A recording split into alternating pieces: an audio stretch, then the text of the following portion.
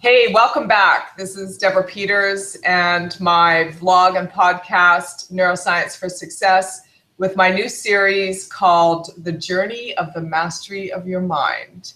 And here I am today with my co-host, Richard Daniel Curtis from across the pond. Hello. I'm learning how to do that, actually. I'm getting better at it.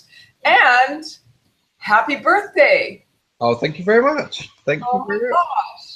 You're so welcome. I love birthdays. Most people shudder at birthdays. I love birthdays because there's like new beginning. It's for me. It really is a celebration. So I managed to extend my celebrations over about 9 days in total. So I had friends round we played games at my home. And one evening I had family round, and we were out in the garden. Enjoying the sun and just chatting and, just being together in the sun. Went out for a meal on my birthday with my girlfriend. And then yesterday we went and did some escape rooms, which, have you got escape rooms over there? Yeah, like roller skating? No, not escape rooms, where you get locked in a room and you have to follow a series of clues to get out. I don't know, but when I come over, I definitely want to give it a go. Excellent.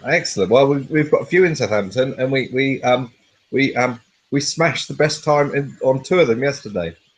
Wow, you're an escape artist then. Absolutely. That's fantastic. Well, we've got a really great show for you guys today, and we're so grateful for all of our viewers and all of our listeners. Thank you so much for subscribing and for liking, and definitely for sharing, because we're relying on you guys to get this out to your tribe. That's how this thing becomes exponential and we blow this thing up, so we can be of service to everyone across the planet. At whatever stage of growth and development you are, these podcasts and this vlog have so much information and so many tools in it, and it comes from our heart, right, Richard? Like, it's a heart process. Yeah, so really excited. And today we're going to be talking about projection and how to understand what's being projected, how to identify a projection, and then what to do with it. So it's pretty common. You want to kind of lead off with that and what you see as projection, Richard? The earliest example of projection is when you're dealing with a baby. When the baby's screaming and they're crying and they're kind of just, and you as a parent or you as an adult or a carer, you don't know what they're screaming for, and you just feel completely overwhelmed. You feel completely almost like I want to say devalued, de-skilled. You just don't know what to do with this child. You don't know why they're screaming, and you've got no idea what they need, because you've tried everything that you can think of. That's the example of projection, because actually what's happening there is that's exactly how the baby is feeling, and so they've projected it onto you. Now, sometimes as adults we can handle that, and it's fine. That's the times that actually for want of a better word, you bring the child back from the emotional edge of the cliff. But and other times it completely overwhelms you, and that's the times that you feel frustrated, out of your depth. You feel rubbish parents. And I've certainly been there, on a few sleepless nights where I felt like that, and it's all to do with projection. I'm watching you, and your body language is so lit up. I'm like, this guy obviously has some firsthand experience on this whole thing that's very recent. So how old's your son? So he's 5 months yesterday. Mm-hmm. So you just kind of gotten through that whole phase of where they're crying nonstop and you have no idea what they want. Like, you've changed the diaper, you've fed them, you've rocked them, you've done everything, and they're still screaming bloody murder. Yeah, we have been very fortunate that actually Arthur is absolutely fantastic. Arthur is I'm going to say a very placid child. He's a very easy child. So actually, he's really smiley. He's really laughing. He's been laughing and smiling since about 3 or 4 weeks old. King Arthur. So we haven't really had that many nights of constant screaming. I would say probably in total, we've maybe had like a dozen at most in the 5 months. So what you're saying is that when someone is having a emotional response or an emotional state, and the other person takes that on as being their own state, that's a projection. Is that how you're outlining this? So there's want to be clear in between the difference between projection and the difference between mirroring. So there's two psychological theories here. So mirroring is when, for example, you're with someone and you have the tit for tat conversation where you both go up together and you're both going up like this. Yeah. That's mirroring, because you're mirroring each other's emotional levels. Whereas projection for adults, an emotional projection would be an example of you walk into the restroom at work, and actually you were absolutely fine when you walked in there, but someone was in there and they were just they took the opportunity to have a go or to dump a load of emotions on you or something like that, and then you walk away and you feel really angry or wound up or something like that.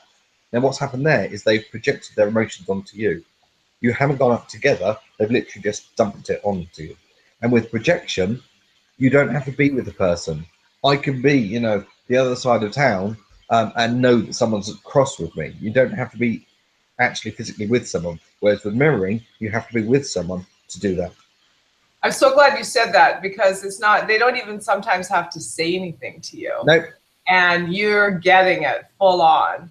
I remember one time I was at a conference, and speaking of the restroom, and I went into the ladies' room, and there was a woman in there whom I didn't even end up seeing her. She was just, in another part of the restroom. But let me tell you, her presence was so heavy, and just like, she must have been in a really bad mood, because it was really kind of dark.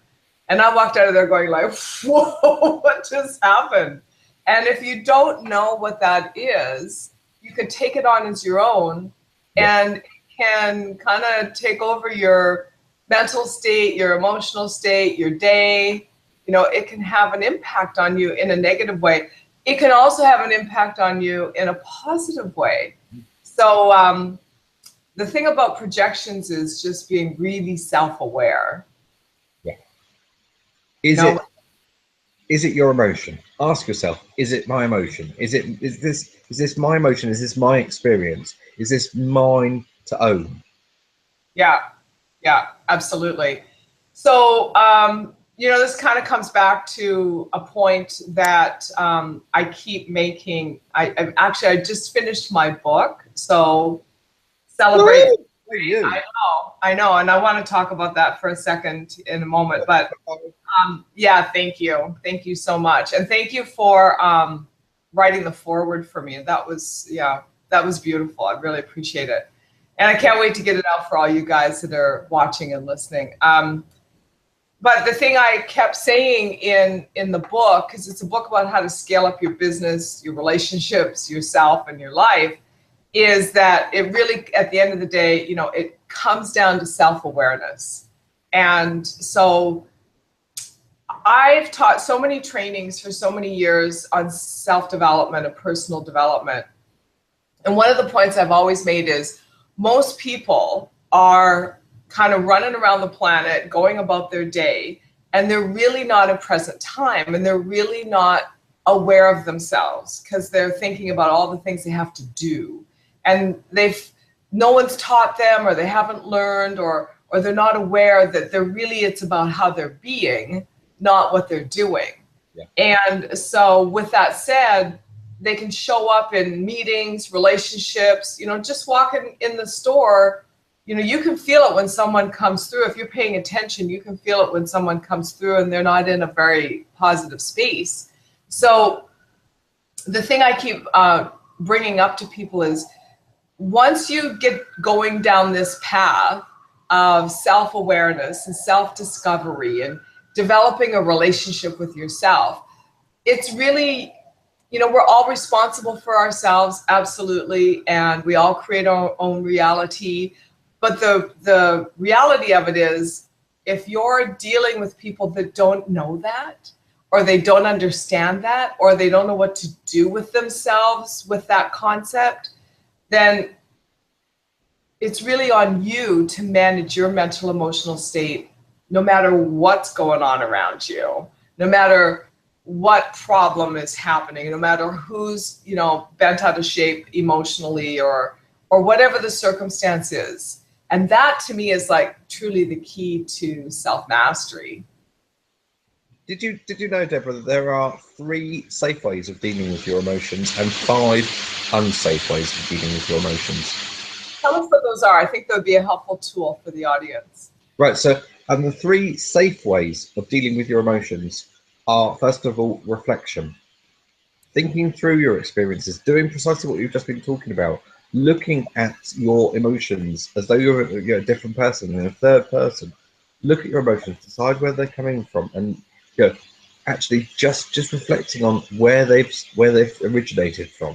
The second one is about expressing your emotions, having a conversation, talking about, again, you can do this in the third person. You don't have to say I feel angry. You can say my anger is doing such and such. My anger is making me feel like I want to do such and such. You can or what about the person that says you make me da da da da da, you make me XYZ, you make me angry, you make me sad. What about that? See, that's casting blame. Actually, we need to own our own emotions. That's a projection. Yeah. You, instead of me being responsible for me. So I feel such and such. I feel happy. I feel fine. I feel calm. I feel angry. Is about me owning my emotions. If actually that emotion isn't yours, then don't say that. Yeah. Yeah, absolutely. So what's number 3? And the third way is about letting it go. Now we all have. Everyone says to me, well, "How do you let your emotions go?" We all have a different way. Some people go for a run up a mountain. Some people go for a bike ride. Some people do a jigsaw puzzle. Other people, they'll go and I want to say, go and veg out in front of a really trashy film on TV or something like that. We all have a different way of letting things go. I know some people that do visualization exercises where actually what they do is they visualize their emotions in balloons and things like that. One of the things that I do is I will spend some time visualizing emotions, what they feel like inside my body, and working through them that way. We all have different ways of dealing with our emotions and of letting go, but it's really important you recognize that actually reflection, expression, and letting go are the 3 ways of safely dealing with emotions. Yeah, and that's brilliant. And I think the step that comes before that is to know that you, first of all, that you are in charge of your emotions. Yeah. Right. And the thought process that you're running is what's creating those emotions, number 2. And then number 3 is that you can do something about it. You don't have to be held hostage by your emotions and be caught up in this inability to manage your mental and emotional state. That's freedom. A classic example. You know when you're driving along the freeway or the motorway over here, and someone cuts you up, and you're not particularly in a hurry, so you kind of let it go, but your body starts a little reaction. Your body feels like it's angry, but your brain is just like, no, I can let it go. The brain has owned the emotion and has set the emotional temperature. The difficulty you've got there is that your body tried to predict that you were going to react angrily, and so your body's a little bit caught up there, but your brain has set the emotional temperature.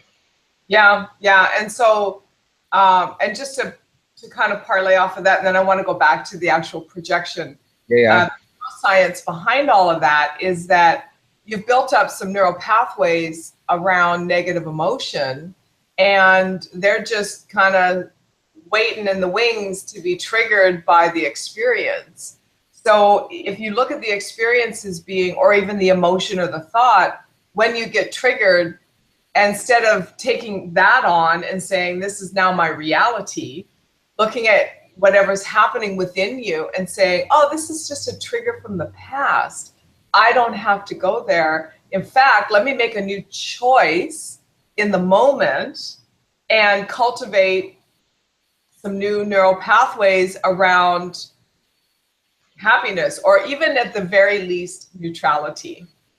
We can't go from unhappy to happy, at least go from unhappy to neutral, right? Exactly. And then Yeah. that the ability to let it roll off. Yeah. So, you know, and getting back on the path of the actual projection. So, you know, many times we project a perception onto another person. And I wanted to talk about this a little bit because emails and text messages are really the way we get on with one another for the most part until we have a chance to chat in person. And just know when that email comes through or that text message comes through, step back and read it from what you can hopefully come up with that is their perception, instead of you projecting onto that email or onto that text some kind of tonality, some kind of meaning, some kind of like, you know, that sort of thing. About, don't go there, you know, step back and go, well, how else could I perceive this message instead of projecting onto it? So I think when we're looking at digital communication, there's a lot of projecting that goes on. Yeah, I'd agree with that. And we see that especially in teens where, because of the changes that are happening in their brains, they're a little bit more vulnerable to perceived threats and perceived injustices. We see that a lot where there's a lot of text or social media communication that is done, um, which can be misinterpreted. And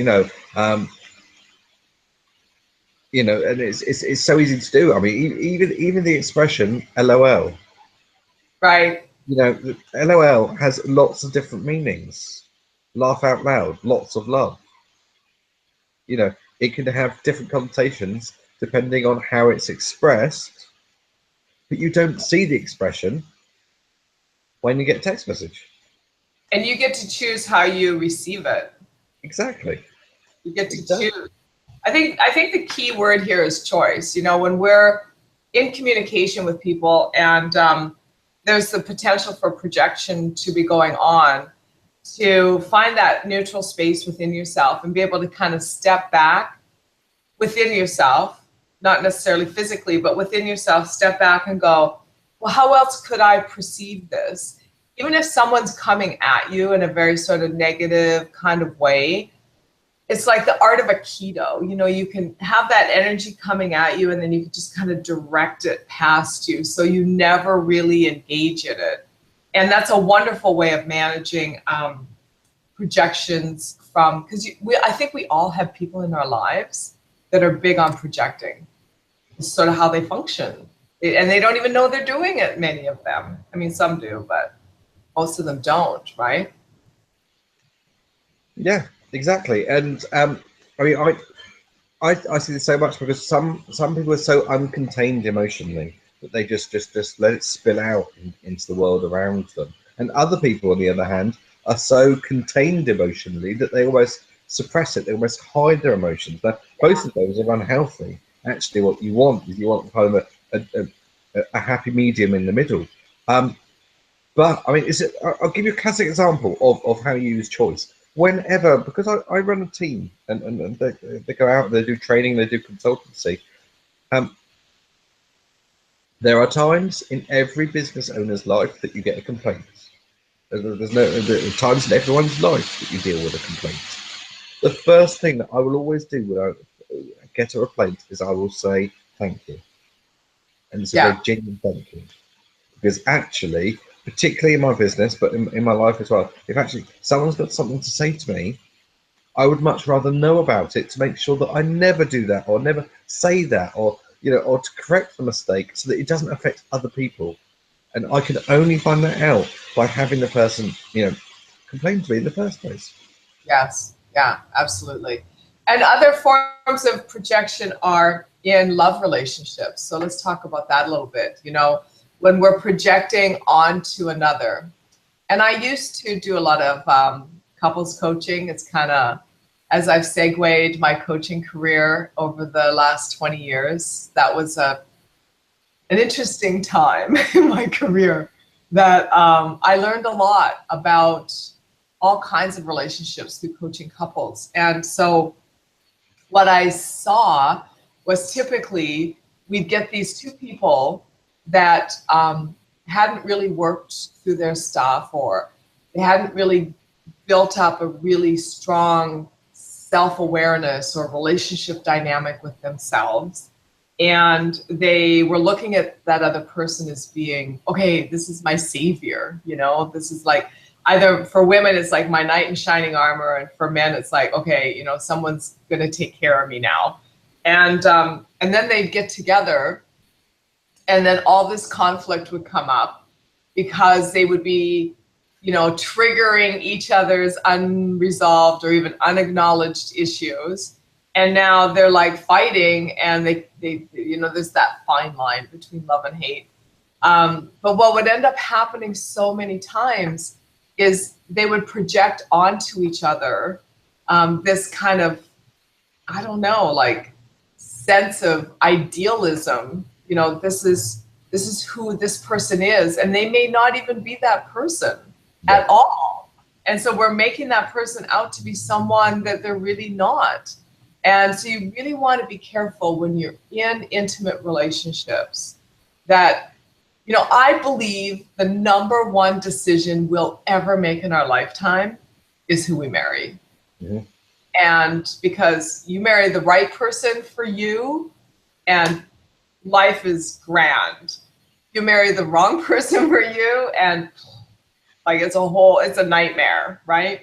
Yeah. So before you go there, before you make any sort of a commitment, just take some time in your life and become self-aware, so that when things come up between the two of you, because you're both growing people that have backgrounds and programming and conditioning from everywhere from parents to environments to past love relationships to bosses to people you've worked with, just get clear within yourself who you are when you come to the table, so that you're not projecting onto your partner this unrealistic concept of who you think they are, so that you can really get to know who they really are and build the relationship from that basis. And grow with them as well. I mean, that's the thing. I'm listening to you, and I'm reflecting on my wonderful other half, Zdenka.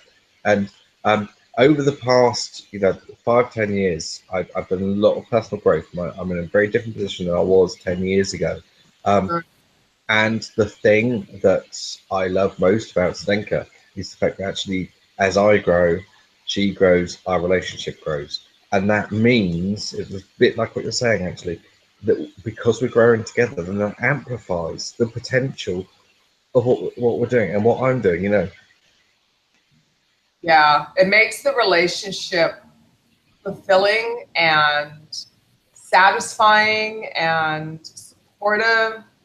And this idea of romantic love then takes on a whole new depth.